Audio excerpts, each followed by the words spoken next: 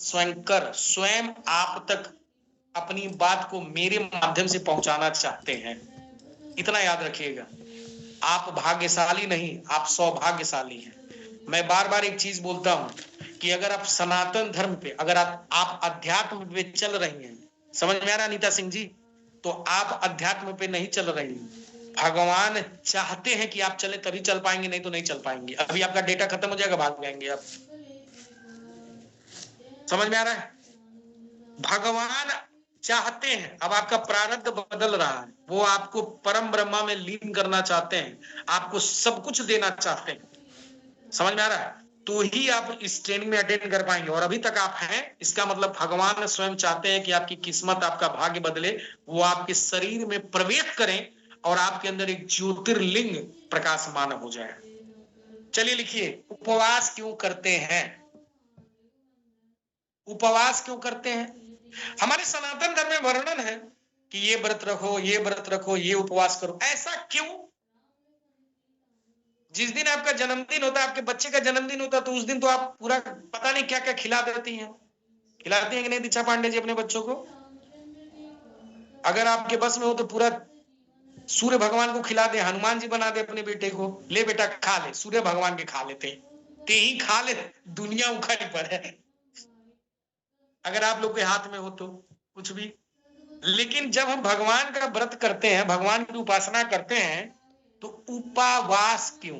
याद रखिएगा, बड़े ध्यान से सुनिएगा जो शब्द का प्रयोग कर रहा हूं। उपासना, उपवास क्यों करते हैं? उपवास क्यों करते हैं? माई कहले रही भूख लगाई तो बहुत मार मारम खाए, आज खाना नहीं बनी। कितने लोग तो घर में इसलिए व्रत रह जाते हैं कि खाना नहीं बनी, सिंगाड़ा के भात बनी। सिंगाड़ा की रोटी क्या बनता है?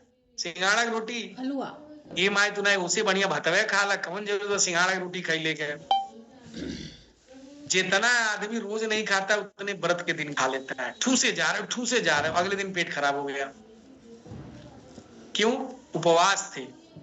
ई होता है थोड़ी ना उपवास। चलिए आज हम लोग जानते हैं, मेरे ख्याल से आप लोग को किसी को नहीं पता होगा उपवास क्यों रहते हैं। उपवास इसलिए रहते हैं, लिखिए, हमारा जो शरीर है वो 5 कोष से मिलके बना हुआ है। ये भी ट्रेनिंग करा चुका हूं। पहला कौन सा है? अन्नमय कोष, दूसरा प्राणमय कोष, तीसरा मनोमय कोष, चौथा विज्ञानमय कोष और पांचवा आनंदमय कोष। कितने लोग मेरा ट्रेनिंग अटेंड करते हैं? जितने लोग ट्रेनिंग अटेंड करते हैं उनको पता होगा कि हमारा शरीर में 5 लेयर्स हैं, 5 परत। जैसे आपके सैनिटरी पैड में 8 परत है, 8 लेयर, जानती है ना? उसी तरीके से हमारे शरीर 5 कोष से मिलकर बना हुआ है। 5 कोष कौन कौन सा? पहला अन्नमय कोष। अन्नमय कोष का मतलब जो अन्न और जल से मिलकर बना होता है।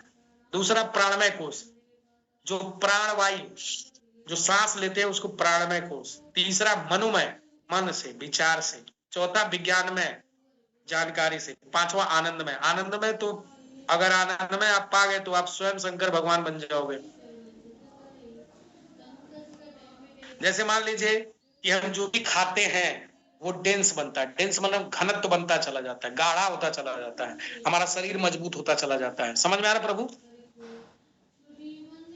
फिर आता है प्राणमय, जो हम साधना करते हैं या अध्यात्म करते हैं। उसके बाद आता है मनोमय, विचार। तीसरा है विज्ञानमय।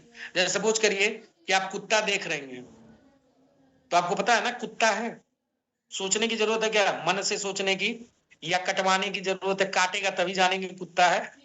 विज्ञान विज्ञान में तक आपकी बात पहुंच गई है तो आपको पता है कुत्ता है।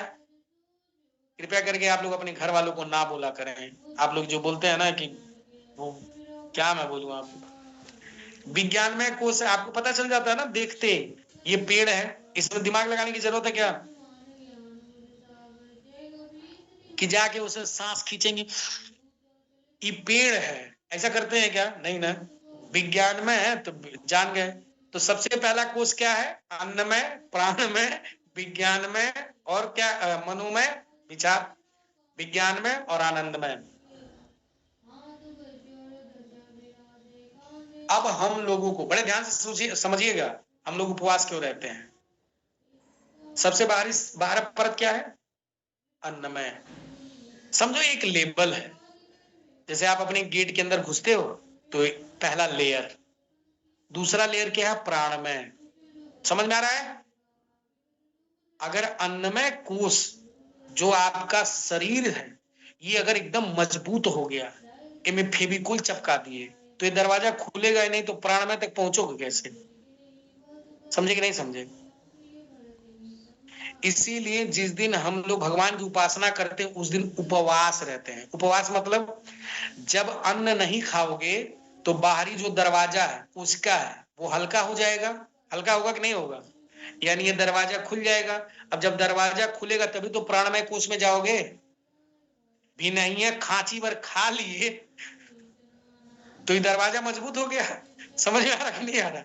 अंजुला सिंह यादव जी कुकर लेके चिढ़ावत रही हमके कि गुरुजी तू कुछ का हम भात बनाई नहीं परात।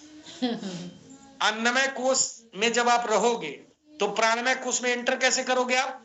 समझ में आ रहा प्रभु? इसीलिए उपवास रहते हैं, इसीलिए उपवास रहते हैं ताकि बाहर का जो दरवाजा है वो हल्का हो जाए, और जब हल्का हो जाए तो उसको खोलना आसान हो जाए।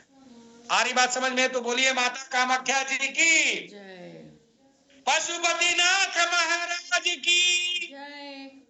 जिसको अच्छा लग रहा होगा उसका दोनों हाथ उठेगा, और जिसको नहीं अच्छा लग रहा होगा उनका दोनों टांग उठेगा।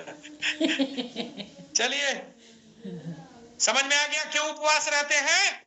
इसलिए उपवास रहते हैं ताकि अन्नमय कोष हल्का हो जाए, और जब हल्का हो जाएगा तो इसका दरवाजा अपने आप खुल जाएगा, खोलना आसान हो जाएगा, और जिसकी हम साधना कर रहे हैं प्राण में वो कोशिका जागृत हो जाएगी। और आप लोग को एक बात बता दिया हूं, पहले भी आज भी बता दे रहा हूं, बड़े गौर से सुनिएगा, बड़े बड़े ध्यान से सुनिएगा।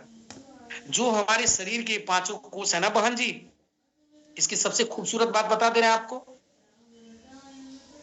सबसे बाहरी कोष है अन्नमय, उसके अंदर है प्राणमय, उसके अंदर है मनोमय, उसके अंदर है विज्ञान में आनंदमय। सबसे खूबसूरत बात जानती है क्या है? अंदर वाला जो भी कोष जागृत हो गया, बाहर वाला अपने आप जागृत हो जाएगा। कितनी बड़ी बात है, लेकिन हमन के खाली भातवा खैले पर रह जाता टीजा। खाए जा रहा हूं, 5 ट्रक खा ले लू माई, 10 ट्रक निकाल ले लू तब वो खाए जाओ खाए जाओ। समझ में आ रहा है?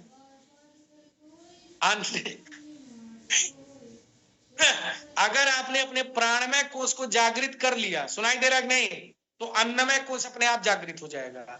यानी अगर आपने प्राणमय कोष जागृत कर लिया तो माता जी घुटनों